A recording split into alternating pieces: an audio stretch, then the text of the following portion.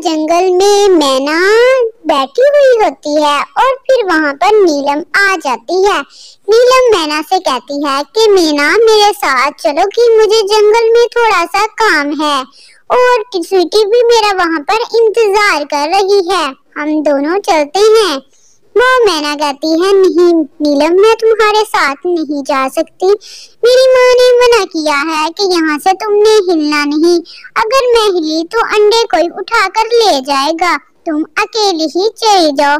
नीलम कहती है ठीक है फिर मैना मैं चलती हूँ, लेट हो रही हूँ, स्वीटी मेरा इंतजार कर रही होगी। दूसरी ही तरफ जंगल में स्वीटी इंतजार कर रही होती है कि नीलम किधर रह गई, इतना टाइम हो गया और मैं कब से नीलम का इंतजार कर रही हूँ। नीलम ने मुझे बोला था कि तुम जंगल में मेरा इंतजार करना, मैं आ जाऊंगी, इतना टाइम हो गया। नीलम लगता मैना को बुलाने के लिए गई होगी, इसी वजह से लेट हो गई। मुझे अब नीलम का इंतजार करना होगा कि वो कब आएगी और शाम भी होने वाली है, अभी तक नहीं आई नीलम। एक बार आ जाए मैं नीलम की खूब क्लास लगाऊंगी कि उसने आने में इतना टाइम क्यों लगा दिया, मैं कब से यहाँ पर अकेली उसका इंतजार कर रही हूँ। इतने में नीलम आ जाती है। स्वीटी कहती है नीलम अब किधर जा रही हो, बात तो सुनो। नीलम कहती है कि स्वीटी रुको मैं अभी आई, और वो बतख को लेकर आती है और बतख से कहती है कि बतख मैं इतनी दूर से तुमसे मिलने के लिए आई हूँ, मुझे तुमसे बहुत जरूरी काम था और मैं स्वीटी को साथ लेकर आई हूँ, मैना मेरे साथ नहीं आई।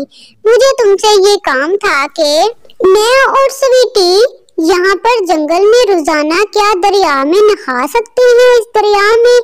बतख आगे से कहती है कि नहीं स्वीटी और नीलम तुम दोनों इस दरिया में नहीं नहा सकती, क्योंकि ये दरिया में सिर्फ मैं अकेली रहती हूँ और मेरे बच्चे, अगर तुम दोनों भी यहाँ पर नहाओगी तो ये पानी गंदा हो जाए, इसी वजह से तुम दोनों यहाँ पर नहा नहीं सकती।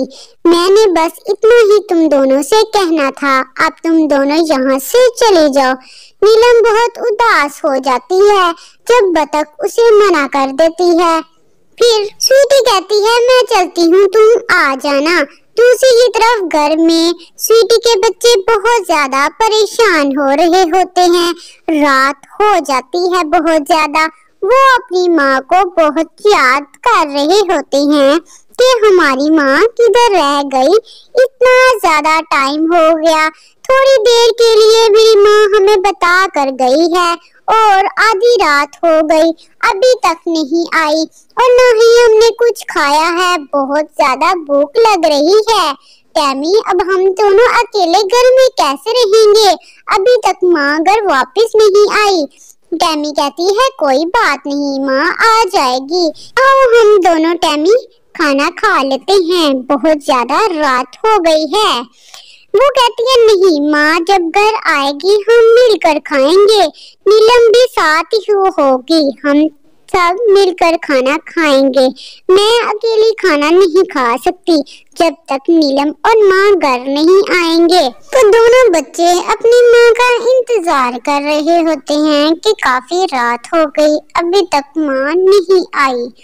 बच्चे बहुत ज्यादा परेशान और उदास होकर बैठ जाते हैं और उनको थोड़ा थोड़ा डर लगने लग जाता है कि अभी तक घर क्यों नहीं आए।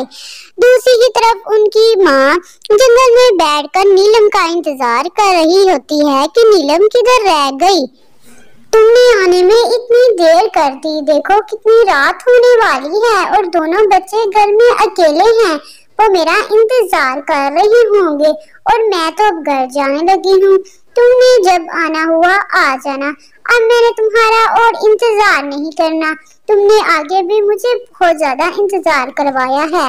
नीलम कहती है ठीक है तुम घर चली जाओ, मैं अभी थोड़ी देर तक घर पहुँच जाऊंगी, तुम मेरा इंतजार ना करना और ना ही परेशान होना। स्वीटी फिर घर चली जाती है अपने बच्चों के पास और थोड़ी देर बाद ही नीलम आ जाती है। बच्चे अपनी माँ से कहते हैं कि इतनी आने में देर क्यों कर दी और उसकी माँ बताती है कि नीलम की वजह से हम लेट हो गए। नीलम की दोस्तियां ही नहीं खत्म होती और इसकी वजह से हमारे यहाँ रात हो गई है घर आने में।